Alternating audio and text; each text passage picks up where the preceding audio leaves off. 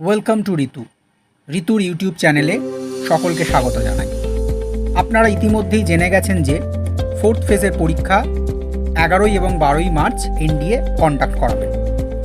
মোট 4টি বিষয়ের পরীক্ষা এই ফেজে অনুষ্ঠিত হবে। সুতরাং এখনও প্রায় 9টি বিষয়ের পরীক্ষার ডেট আসা বাকি রয়েছে, যেই বিষয়গুলি 13 মার্চ থেকে 15 মার্চের মধ্যেই হওয়ার সম্ভাবনা প্রবল। সুতরাং আপনারা এখনও রিভিশনের জন্য বেশ কিছুটা সময় পেয়ে যাচ্ছেন। এই সময়টাকে আপনারা কাজে লাগান, ভালো করে রিভিশন করুন। ডেট বা অ্যাডমিট নিয়ে কোনো রকম চিন্তা করবেন না। কোনো রকম নোটিফিকেশান এলে আপনারা সবার আগে আমাদের গ্রুপ থেকে জানতে পারবেন। যারা আমাদের গ্রুপে যুক্ত নেই তারা ভিডিওতে দেওয়া ডেসক্রিপশানে গ্রুপের লিঙ্ক পেয়ে যাবেন, সেখানে ক্লিক করে আপনারা গ্রুপে জয়েন করে যেতে পারেন। এবার আজকের আলোচ্য বিষয়ে আসি। পরীক্ষার প্রস্তুতি তো আমরা সকলেই নিয়ে থাকি, তবে সকলে নেট বা জেআরএফ পাই না কেন? কারণ পরীক্ষার হলের সেই 180 মিনিটকে আমরা সকলে সমানভাবে ব্যবহার করতে পারি না, যার কারণেই আমরা কেউ পিছিয়ে পড়ি।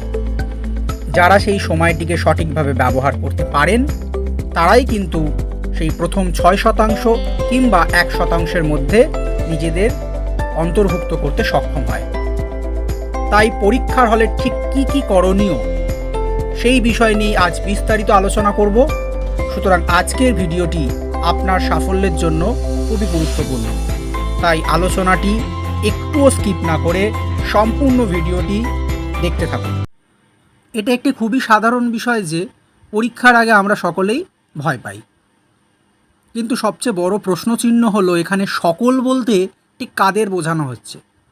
একটু ভেবে দেখবেন যে সকলের মধ্যে কিন্তু তারাই অন্তর্ভুক্ত যারা এতদিন পরিশ্রম করেছে, এই পরীক্ষাটি দেওয়ার জন্য নিজেকে প্রস্তুত করে তুলেছে, নিজেকে যোগ্য করে তুলেছে। সেই ব্যক্তিরাই কিন্তু এখানে সেই সকল শব্দের দ্বারা কিন্তু এখানে তাদেরকেই বোঝানো হচ্ছে। যে ব্যক্তি পড়াশোনাই করেনি, কেবল পরীক্ষার হলে অভিজ্ঞতা অর্জনের জন্য বসে যাচ্ছে, সে কিন্তু এই সকল শব্দের মধ্যে নেই। সকল বলতে কিন্তু এখানে তাদের বোঝানো হচ্ছে না। তার মানে আপনার যদি ভয় করে তাহলে বুঝতে হবে আপনি কিন্তু সেই পরীক্ষার জন্য নিজেকে প্রস্তুত করেছেন, আপনি কিন্তু পরিশ্রম করেছেন, তাই আপনি এই পরীক্ষা দেওয়ার জন্য উপযুক্ত। তাই আপনার ভয় করছে। তাই ভয় লাগার বিষয়টিকে পজিটিভভাবে দেখার চেষ্টা করুন। মনে রাখবেন, একটুও নেগেটিভিটি কিন্তু আপনার এতদিনের পরিশ্রমকে ব্যর্থ করতে পারে।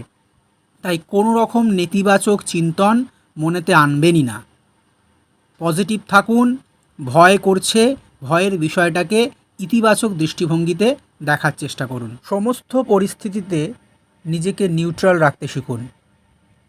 বিষয়টি একটু বুঝিয়ে বলি।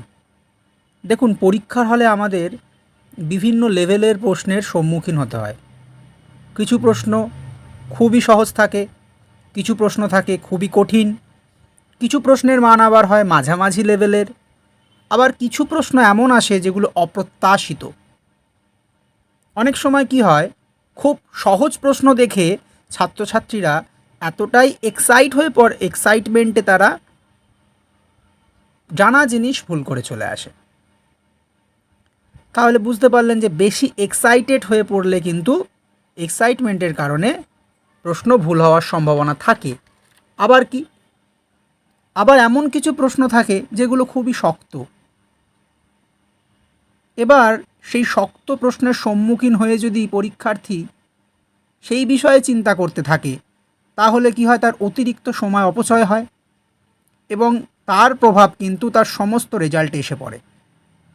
আবার ধরুন অপ্রত্যাশিত কিছু প্রশ্ন এসেই থাকে প্রতিবার।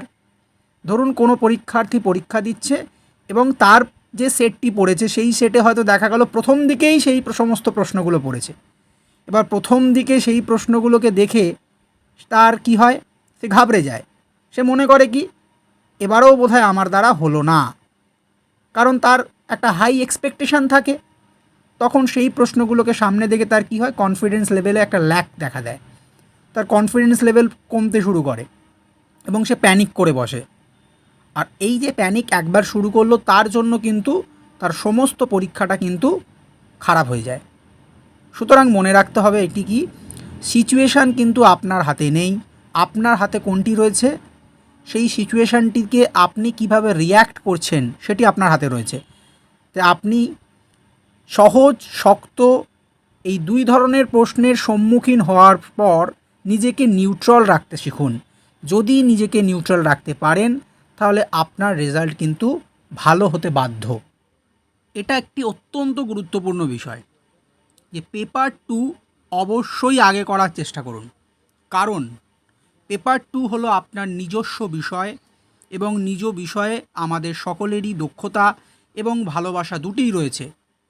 তাই প্রথম 1 ঘন্টা থেকে 1 ঘন্টা 15 মিনিট অত্যন্ত সচেতনতার সাথে পেপার 2কে করার চেষ্টা করুন। কারণ পেপার 2 আগে করলে আপনি অনেক বেশি লাভবান হবেন। ব্যাপারটা কি একটু বুঝিয়ে বলি। অনেক ছাত্রছাত্রী পেপার 1 আগে করতে গিয়ে এতটাই সময় লাগিয়ে ফেলে যে পরে সাবজেক্টের জন্য পর্যাপ্ত সময় আর পেয়ে ওঠে না। শেষে তাদের সাবজেক্টেও জানা জিনিস সময়ের অভাবে আন্দাজে উত্তর দিয়ে চলে আসতে হয়। এবার ভেবে দেখুন, যে জিনিসগুলো আপনি জানেন সেগুলোও যদি আন্দাজে আপনাকে উত্তর দিয়ে আসতে হয় সময়ের অভাবে, তাহলে আপনি কতটা পিছিয়ে পড়ছেন। সেই কারণে কি পেপার 2 আগে করুন। এবার পেপার 1-এর ক্ষেত্রে বিষয়টা ভাবুন। পেপার 1-এ আমাদের অনেক কিছুই কি অজানা থাকে, অনেক বড় বড় লেন্দি প্রশ্ন হয়, অপশানগুলোও থাকে অনেক বেশি, আমাদের অনেকটা ভাবতে হয়। তাই শেষ 1 ঘন্টা 45 মিনিট আপনারা সেই পেপার 1টাকে করার চেষ্টা করুন। আমার এই কথাটা মেনে চলুন, দেখবেন এতে রেজাল্ট অনেক ভালো হবে, আমি কথা দিচ্ছি। 180 মিনিট সময়ের সঠিক ব্যবহার বা টাইম ম্যানেজমেন্ট, এটা কিন্তু খুবই গুরুত্বপূর্ণ বিষয়। পেপার 1 এবং পেপার 2 মিলিয়ে আমাদের 150টি প্রশ্ন থাকে এবং সময় থাকে 180 মিনিট। তাই সম্পূর্ণ সময়টাকে কিন্তু আমাদের অত্যন্ত বিবেচনার সাথে ব্যবহার করতে হবে। টাইমকে স্মার্টলি ইউজ করতে হবে। যতই শক্ত প্রশ্ন হোক না কেন, 1 মিনিটের বেশি কিন্তু আমি একটা প্রশ্নের জন্য ব্যয় করব না। বিশেষত টিআই এবং রিডিং কম্প্রিহেনশন, ছেলেমেয়েদের মাথায় বসিয়ে দেওয়া হয় এই ব্যাপারটা যে তোমাকে 10টাই ঠিক করতে হবে, অর্থাৎ 5টি ডিআই এবং 5টি রিডিং কম্প্রিহেনশন, 10টিই তোমাকে ঠিক করতে হবে। এবং কিছুজন ছেলেমেয়ে তো ভেবেই বসে যে এই 10টির মধ্যে যদি তার একটিও ভুল হয় বোধহয় তার নেট বা জেআরএফটা হবেই না। তাই তারা ডিআই এবং রিডিং কম্প্রিহেনশনের জন্যই সবটা সময় তারা দিয়ে চলে আসে। এবং এনটিএ অত্যন্ত ধূর্ত, সে কিন্তু আজকাল অত্যন্ত ক্যালকুলেটিভ ডিআই দিচ্ছে যাতে ছেলেমেয়েরা ডিআইতে সময় বেশি দেয়। তাই কিন্তু অতিরিক্ত সময় দেওয়া যাবে না। 4টি ডিআই কিন্তু খুবই মোটামুটি সাধারণ লেভেলের আসে এবং একটি কিন্তু খুবই ক্যালকুলেটিভ আসছে। এবং সেই একটি যারা ধরেই নিয়ে যে আমাকে 5টিই ঠিক করতে হবে, তারা ওই একটি অতিরিক্ত ক্যালকুলেটিভ ডিআইটাকে করতে গিয়ে কিন্তু অনেকটা সময় দিয়ে ফেলছে। সুতরাং সেই একটি যেটি খুব শক্ত সেটিকে করতে গিয়ে কিন্তু তুমি 10টি জানা জিনিস ভুল করে আসার মতো বোকামি কিন্তু করবে না। যদি এটা করো তাহলে কিন্তু তার ফল কিন্তু তোমার রেজাল্টে কিন্তু এসে পড়বে। তাই এই বিষয়টায় কিন্তু খুব সচেতন থাকতে হবে।